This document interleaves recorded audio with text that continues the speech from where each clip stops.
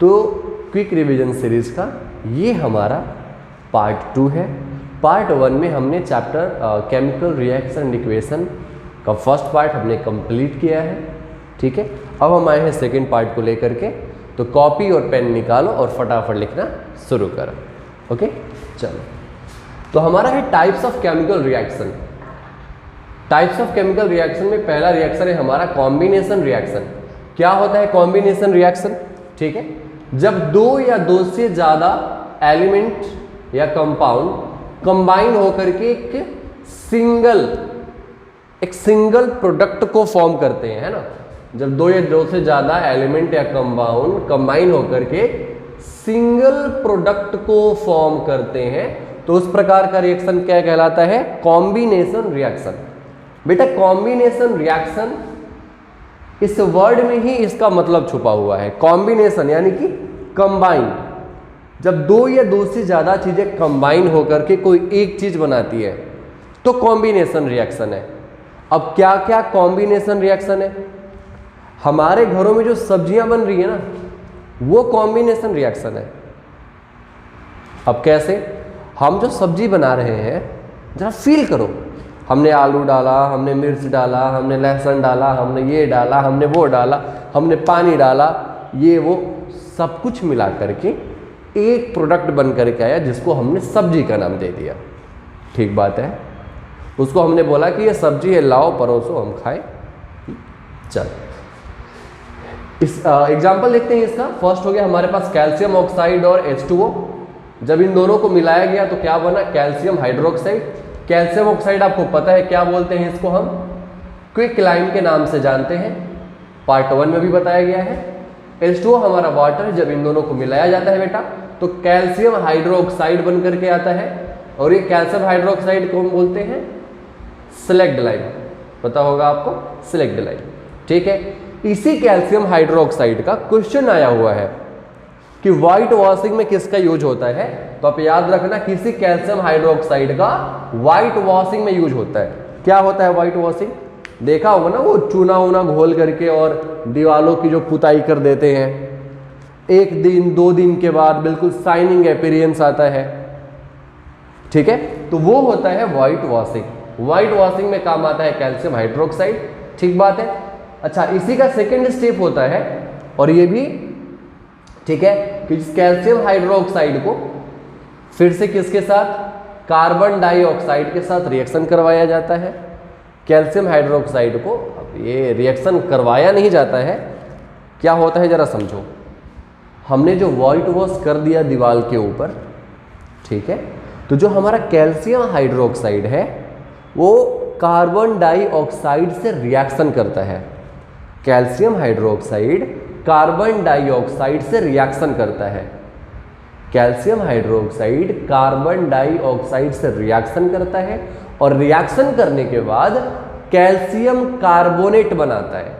क्या बनाता है? कैल्शियम कार्बोनेट बनाता है। Are you getting my point? क्या होता है कि जैसे हम व्हाइट वॉश कर देते हैं तो व्हाइट वॉश करने के 2 या 3 दिन के बाद एक शाइनिंग अपीयरेंस आता है, दीवारें चमकती हैं। क्यों? क्योंकि जो हमारा कैल्शियम हाइड्रोक्साइड है वो कार्बन डाइऑक्साइड से रिएक्शन करके क्या फॉर्म करता है? कैल्शियम कार्बोनेट बनाता है। क्या बनाता है? Calcium carbonate. कैल्शियम कार्बोनेट को भी हम मार्बल के नाम से जानते हैं, इसी को हम लाइमस्टोन के भी नाम से जानते हैं। तो ध्यान दें क्या होता है कॉम्बिनेशन रिएक्शन, कि जब दो या दो से ज़्यादा एलिमेंट या कंपाउंड कंबाइन होकर एक सिंगल प्रोडक्ट बनाते हैं, वो होता है हमारा कॉम्बिनेशन रिएक्शन। ओके, सो डीकम्पोजिशन क्या होता है कि जब एक सब्सटेंस को हम किसी भी सब्सटेंस को एनर्जी देने पे, ठीक है, जब वो दो या दो से अधिक अलग अलग सब्सटेंस में ब्रेक हो जाता है, ठीक है, तो उसको हम कहते हैं डीकम्पोजिशन रिएक्शन। एनर्जी किसी भी चीज़ के फॉर्म में हो सकती है, या तो आप उसे हीट करो, या आप उसे लाइट एनर्जी दो, या आप उसे इलेक्ट्रिकल एनर्जी दो। एनर्जी का फॉर्म कोई सा भी हो सकता है। ठीक है, तो वो होता है हमारा डीकम्पोजिशन रिएक्शन। एग्जाम्पल के तौर पे लेते हैं, हमारे पास FeSO4 है। जब हमने FeSO4 को हीट किया तो ये Fe2O3 SO2 और SO3 में ब्रेक डाउन हो गया। ठीक है, ये एग्जाम्पल है डिकम्पोजिशन का। और एग्जाम्पल ले सकते हो कैल्शियम कार्बोनेट को, जब CaCO3 को हम हीट करेंगे तो कैल्शियम ऑक्साइड और कार्बन डाइऑक्साइड में ब्रेकडाउन हो जाता है। थर्ड एग्जाम्पल है हमारा जो PbNO3 है, लेड नाइट्रेट है, उसको हीट करने पर PbO, NO2 और ऑक्सीजन ब्रेकडाउन हो जाता है इसमें। NO2 जो हमारा होता है वो ब्राउन कलर का फ्यूम होता है। यही सब तो पूछा जाता है एग्जाम में, ठीक है, कि NO2 क्या है क्या नहीं है, तो ब्राउन कलर का फ्यूम है, ब्राउन फ्यूम्स होते हैं ये, ठीक है। नेक्स्ट है हमारे पास white silver chloride turns grey. आखिरकार क्यों? जैसे AgCl है ना, सिल्वर क्लोराइड है, जब आप उसको सनलाइट की उपस्थिति में रखोगे, है ना, लाइट की जब प्रेजेंस में आप उसको रखोगे तो AgCl Ag और Cl2 में ब्रेकडाउन हो जाता है। और ऐसा ही रिएक्शन AgBr के साथ होता है कि जब आप AgBr को भी सनलाइट के प्रेजेंस में रखोगे तो AgBr Ag और Br में ब्रेकडाउन हो जाता है, ठीक है। तो ये सारे के सारे डिकम्पोजिशन रिएक्शन है, देखो। और इन्हीं रिएक्शंस का AgBr और AgCl, इन रिएक्शन का यूज किया जाता है किस चीज में? ब्लैक एंड व्हाइट फोटोग्राफी में। इन्हीं का यूज किया जाता है ब्लैक एंड व्हाइट फोटोग्राफी में। ये एग्जाम में क्वेश्चन पूछा गया है, आई मीन सैंपल पेपर में क्वेश्चन पूछा हुआ, डाला हुआ है कि कौन से रिएक्शन का यूज किया जाता है ब्लैक एंड व्हाइट फोटोग्राफी में, तो AgBr या आप AgCl का यूज नाम दे सकते हो। नेक्स्ट है हमारा डिस्प्लेसमेंट रिएक्शन। डिस्प्लेसमेंट रिएक्शन के नाम का, अच्छा एक चीज और छूट गया है कि देखो डिकम्पोजिशन रिएक्शन हम या तो आप उसे हीट दो, हीट के 3 एग्जाम्पल हो गए, या तो हीट दे करके आप चीजों को ब्रेक डाउन करो, या फिर आप सनलाइट की उपस्थिति में ब्रेक कर सकते हो, ठीक है, या फिर इलेक्ट्रिसिटी पे। इलेक्ट्रिसिटी का एग्जांपल हमने दे दिया है NaCl। जब सोडियम क्लोराइड से आप इलेक्ट्रिसिटी को पास करते हो तो Na+ और Cl- में ब्रेक डाउन हो जाता है। तो ये भी एग्जांपल है डिकम्पोजिशन रिएक्शन का कि एनर्जी देने पर आपने उनके बीच के रिश्तों को तोड़ दिया। क्लियर है? एनर्जी देने पर आपने उनके बीच के रिश्तों को तोड़ा। तो हमें कहीं ना कहीं अगर बेटा मान लो NaCl है, NaCl आपस में एक आयोनिक बॉन्ड है, काफी स्ट्रॉन्ग बॉन्ड से, काफी गहरे रिश्ते से ये जुड़े होते हैं, तो इनके रिश्तों को तोड़ने के लिए हमें एनर्जी की भी ज्यादा जरूरत पड़ती है। अगर किसी ने आपका हाथ बहुत तेजी के साथ पकड़ लिया है तो आप अपनी पूरी ताकत लगा देते हो अपने हाथ को छुड़ाने के लिए, राइट? वही चीज होता है यहाँ पर कि जब ये आपस में एक दूसरे से कंबाइन होते हैं, जुड़े रहते हैं, तो बहुत एनर्जी देनी पड़ती है इनके बीच के रिश्तों को तोड़ने के लिए। क्लियर है? तो वो एनर्जी किस किस फॉर्म में हो सकती है? या तो हीट के फॉर्म में, या सनलाइट के फॉर्म में, या इलेक्ट्रिसिटी के फॉर्म में। क्लियर बात है? अब हर एक रिएक्शन को हम हीट देकर के ब्रेक नहीं कर सकते, कुछ पर्टिकुलर को हीट देकर ब्रेक किया जा सकता है। हर एक रिएक्शन को सनलाइट देकर के आप ब्रेक नहीं कर सकते, हर एक रिएक्शन को इलेक्ट्रिसिटी देकर के आप ब्रेक नहीं कर सकते। कुछ पर्टिकुलर रिएक्शन को कुछ पर्टिकुलर ही एनर्जी की जरूरत पड़ती है, जिस एनर्जी के साथ वो ब्रेक डाउन हो सकते हैं। क्लियर है? चलिए आगे हमारा डिस्प्लेसमेंट रिएक्शन। डिस्प्लेसमेंट रिएक्शन के नाम से ही आप समझ गए होंगे, डिस्प्लेस मतलब होता है उसकी जगह से हटा देना। जैसे मान लो कि राम है और श्याम है ना? हाँ, राम है श्याम है, जिसको ले लो। मीनू है और टीनू है। मीनू ज्यादा ताकतवर है तो ये टीनू को उसकी जगह से हटा सकती है। अरे भाई लड़ने के लिए आई, अब ज्यादा ताकतवर है तो जो कम ताकतवर है उसको घुसा उसा मार के भगा देगी, है कि नहीं? तो ये ज्यादा ताकतवर है तो ये इसको इसकी जगह से हटा देगी। वैसा ही होता है डिस्प्लेसमेंट रिएक्शन। जैसे हमारे पास है, आपने पढ़ा होगा, बहुत ही रिएक्टिविटी सीरीज पढ़ा होगा आपने, ठीक है? और हर जगह बताया जाता है, एक तरीका है रिएक्टिविटी सीरीज को याद करने का कि केदारनाथ का माली आलू जरा फीका पकाता है, ठीक है? हाई कोर्ट है आपका, तो ये इतना पर्याप्त है आपके लिए, है ना? आगे तक हम नहीं जा रहे। तो ये बहुत ही घिसा पीटा सा ट्रिक है, लेकिन कामयाब बहुत है, बहुत लोग यूज करते हैं, ठीक है? तो जरा देखो इसका मतलब क्या है कि पोटेशियम सोडियम से ज्यादा पावरफुल है, सोडियम पोटेशियम कैल्शियम से ज्यादा पावरफुल है, कैल्शियम मैग्नीशियम से ज्यादा पावरफुल है। तो बेटा जब ऐसे आओगे तो आपको मोर रिएक्टिव मिलते चले जाएंगे, ठीक है ना। जब आप नीचे से ऊपर आओगे तो मोर रिएक्टिव मिलेंगे, और जब आप ऊपर से नीचे जाओगे तो लिस्ट रिएक्टिव मिलते चले जाएंगे। क्लियर है? चलो, तो यहां पर देखो जरा, फेरस है और यहां पर कॉपर सल्फेट के सॉल्यूशन में डालते हैं। फेरस ग्रे कलर का होता है, आयरन ग्रे होता है, और यहां पर क्या है बेटा, कॉपर एक प्लस है और सल्फेट माइनस है। आपको पता होगी ये चीज, ठीक है ना, कि ये जो कंपाउंड है इसमें एक केटायन है तो एक एनायन है, एक केटायन है एक एनायन है। केटायन क्या होता है? Positive ion. केटायन क्या होता है? Positive ion. और एनायन क्या होता है? Negative ion. Cation positive, anion negative.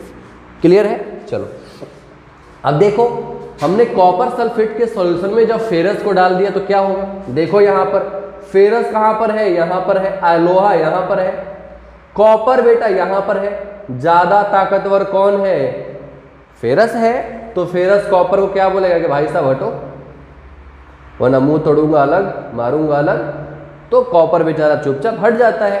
तो जब फेरस को आप कॉपर सल्फेट के सॉल्यूशन में डालोगे बेटा तो फेरस सल्फेट बनता है। फेरस सल्फेट का जो कलर होता है वो होता है लाइट ग्रीन। ये सब बातें बहुत इंपॉर्टेंट है, ये सब बातें बहुत इंपॉर्टेंट है।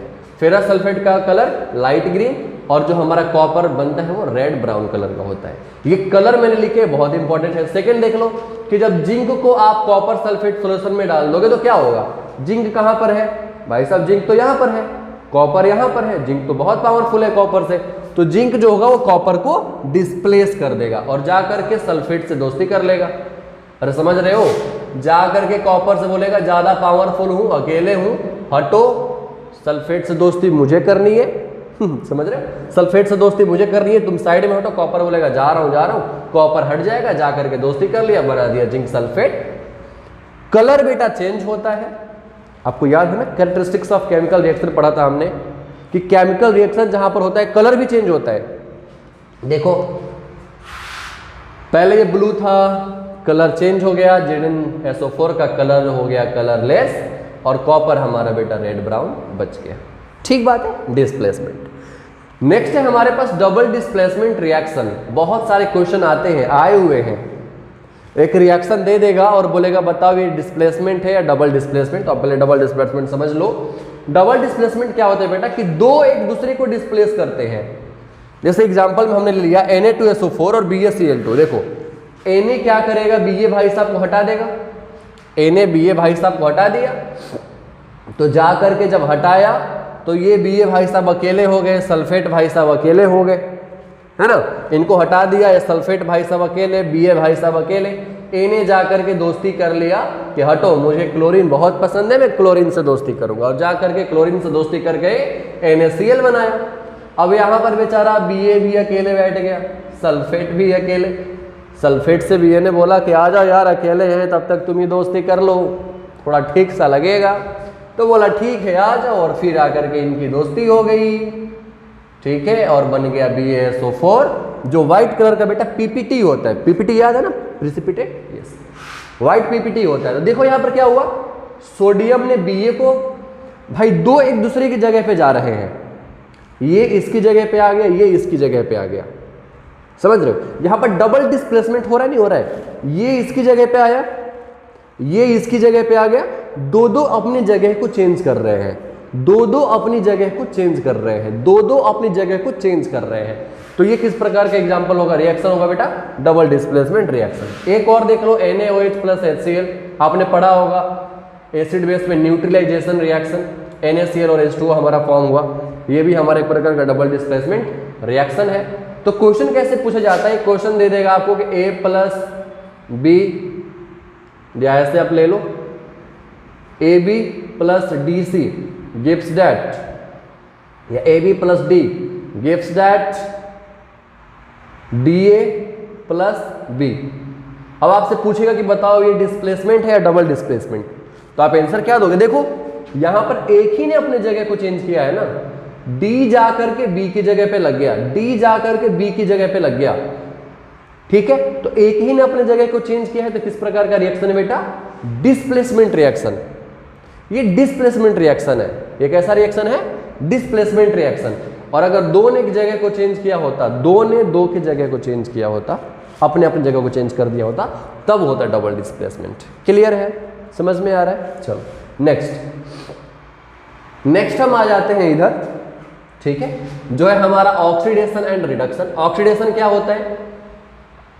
ऑक्सीडेशन होता है या तो एडिशन ऑफ ऑक्सीजन या फिर रिमूवल ऑफ हाइड्रोजन या फिर लॉस ऑफ इलेक्ट्रॉन, ये भी होता है ऑक्सीडेशन। लॉस ऑफ इलेक्ट्रॉन का मतलब क्या है? जैसे आप समझो,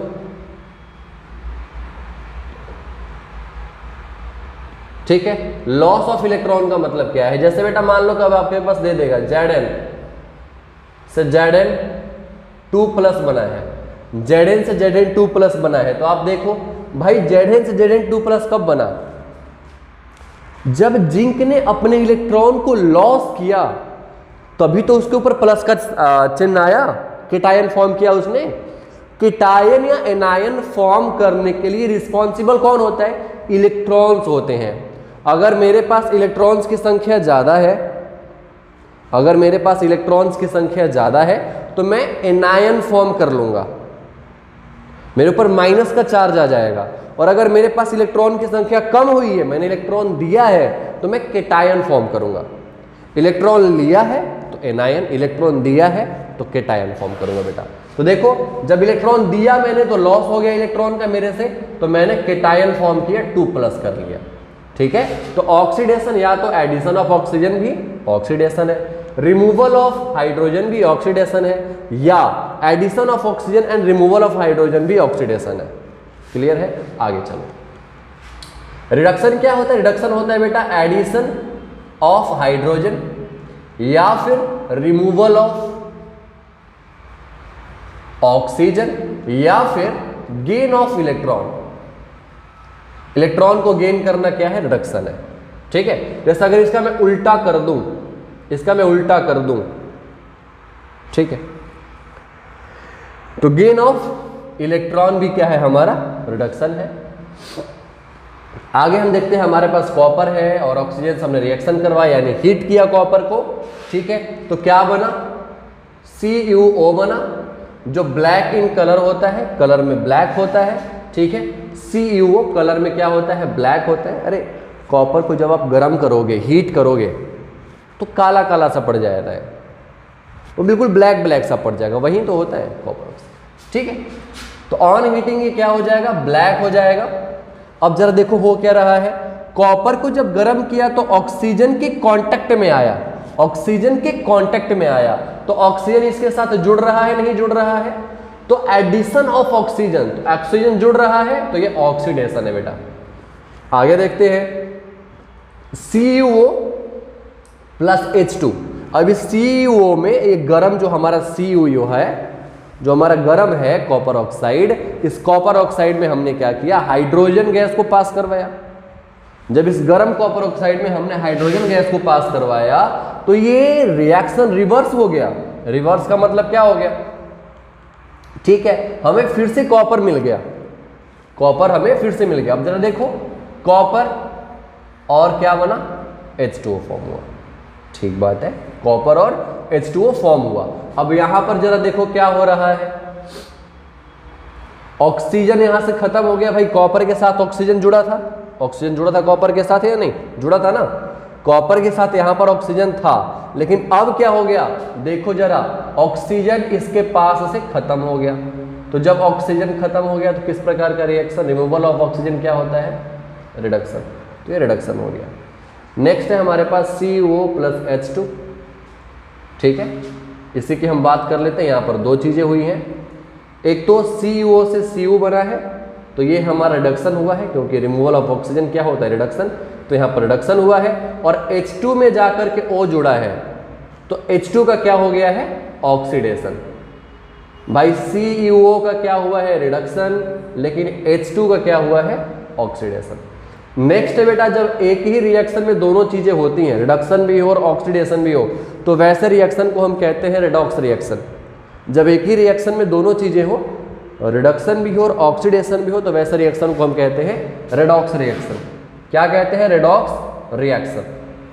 ठीक है, एग्जाम्पल के तौर पे आप देख सकते हो, ये बहुत सारे इंपॉर्टेंट एग्जाम्पल्स हैं जो पूछे गए हैं पेपर में, तो आप बिल्कुल इनको ध्यान से समझो। ZnO + C, Zn + CO, यहाँ पर रिडक्शन भी हो रहा है, ऑक्सीडेशन भी हो रहा है, पूरे के पूरे रिडॉक्स रिएक्शंस हैं। ठीक है, यहाँ पर भी आप देख रहे हो रिडॉक्स रिएक्शन, ये भी रिडॉक्स रिएक्शन, ये भी रिडॉक्स रिएक्शन। कि जितने भी एग्जाम्पल्स आपको दिए हैं, ये सारे के सारे एग्जाम्पल्स बहुत बहुत बहुत ज़्यादा इंपॉर्टेंट है। ठीक है, इस चैप्टर में लास्ट के 1-2 टॉपिक हैं जिसका नाम है रेंसिडिटी एंड यस। ठीक है, तो रेंसिडिटी है एंड कोरिजन का थोड़ा सा पार्ट है, तो आप सेल्फ स्टडी करें, उसमें कोई ज़्यादा खास चीज़ नहीं है। तो आप सेल्फ स्टडी करें कि फूड को कैसे स्पॉइल होने से हम बचा सकते हैं। ठीक है, तो आप सेल्फ स्टडी करके भी पढ़ सकते हैं। यहाँ तक आपका रहा क्विक रिवीजन का चैप्टर 1 केमिकल रिएक्शन इक्वेशन का कंप्लीट सीरीज, कंप्लीट वीडियो, ठीक, और complete chapter. Thanks for watching me, Neeraj Pandit, and this is your beautiful सा channel GRC golden rescue classes. अगर ये वीडियो आपके लिए हेल्पफुल है तो please share, support and subscribe. हम ऐसे ही अच्छी वीडियो आपके लिए लेकर के आते रहेंगे। Thank you.